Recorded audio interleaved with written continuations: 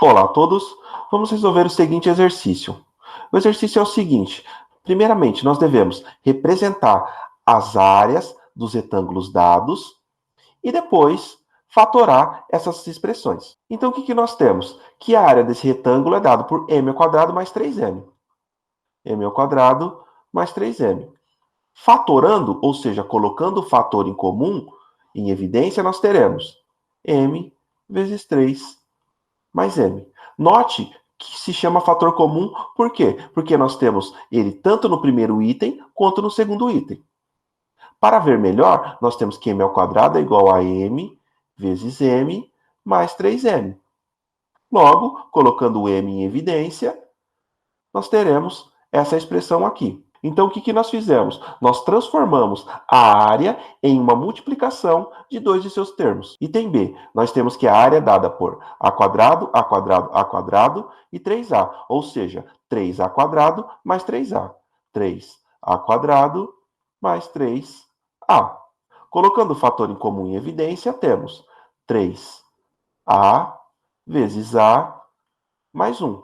Novamente, se ficar difícil para ver qual é o fator comum, basta nós abrirmos as potências. 3a vezes a mais 3a. Logo que nós teremos que esse termo e esse termo são comuns, e nós podemos colocar ele em evidência. Nesse retângulo, nós temos que a área é dada por AB mais B quadrado mais 4A mais 4B. Agora, nós podemos dividir essa expressão em dois grupos e colocamos em evidência o fator comum desses dois grupos. Dessa forma, nós teremos B vezes A mais B, e aqui nós temos o 4 em evidência. 4 vezes A mais B. Note que apareceu nessa nova expressão um novo fator comum, tanto ao primeiro termo quanto ao segundo termo. Tanto ao primeiro termo quanto ao segundo termo. Dessa forma, o que nós devemos fazer? Colocar esse fator comum em evidência. E assim nós teremos A mais B vezes B mais 4. A área desse retângulo é dada por x ao quadrado mais 2x mais 5x mais 10. Novamente, nós temos quatro termos. Colocando em evidência o que nós temos de comum no primeiro e no segundo termo, nós temos x vezes x mais 2 mais 5 vezes x mais 2. Surgiu um novo fator comum aos dois termos, x mais 2. Logo, nós teremos x mais 2 vezes x mais 5. O exercício 2 da página 414, vocês vão tentar fazer em casa, sozinhos, e nós corrigimos em nossa live.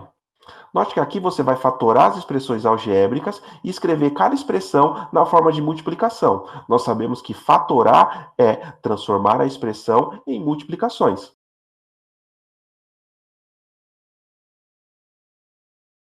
A fatoração de expressões algébricas. Note que até agora, ao realizar as atividades propostas, nós fatoramos as expressões algébricas utilizando dois casos. O primeiro é o fator comum em evidência. Nós analisamos o primeiro termo e o segundo termo e temos que o x é comum a todos eles. X vezes x mais 5x. Então, nós podemos colocar esse fator comum em evidência.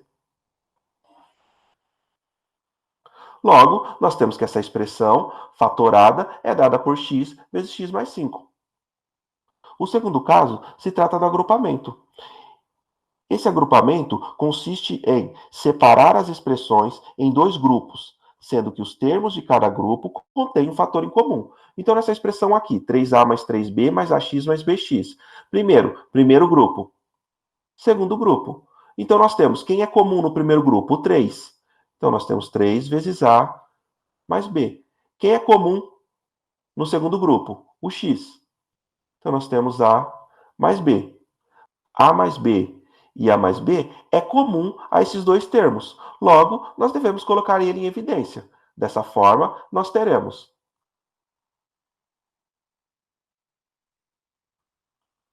que é a expressão fatorada dessa expressão aqui. Ou seja, nós transformamos essa expressão em multiplicações de dois termos. O exercício 3, vocês também vão fazer e nós corrigiremos em nossa live. Note que aqui você vai usar as duas técnicas que nós aprendemos, ou seja, fator comum e agrupamento. Note que esse exercício está na página 416. Agora nós vamos para a seção teste. O primeiro teste é: a área da figura ao lado é dada pela expressão. Primeiramente, nós temos que essa figura aqui, ela é composta por cinco outras figuras, ou seja, uma, duas, três, quatro, cinco. E cada uma delas possui a área. Então, se eu sei a área dessas 5 figuras, eu somo todas elas e obtenho a área da figura toda. Aqui, nós temos as dimensões de cada figura. Então, nós sabemos que um retângulo, a área é dada por base vezes a altura. Então, 1 vezes x vai dar x. Logo, a área do nosso retângulo é x. Aqui nós temos que se trata de um quadrado. A área é dada por lado vezes lado. 1 vezes 1 é 1.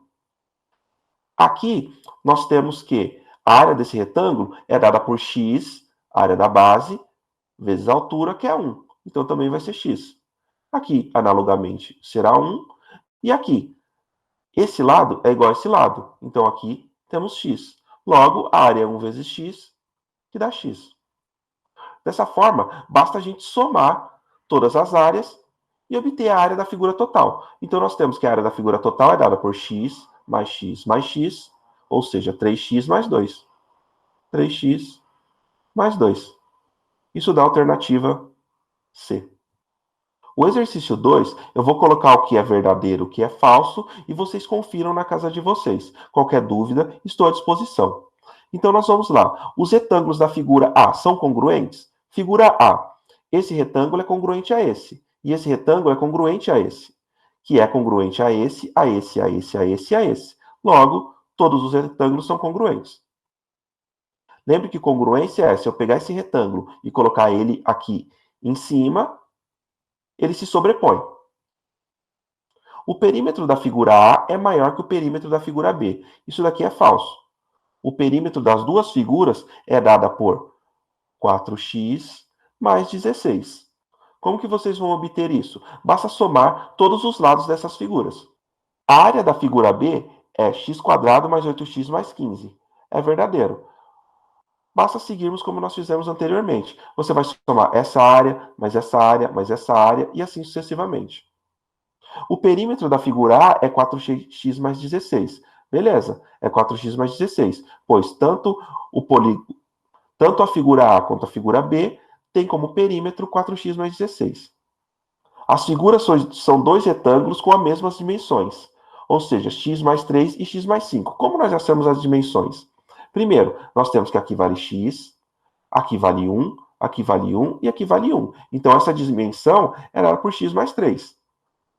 Ou seja, essa dimensão aqui é dada por x mais 3. E essa daqui é dada por x mais 5. X mais 1, 2, 3, 4, 5. Logo, nós temos que se trata de uma questão verdadeira.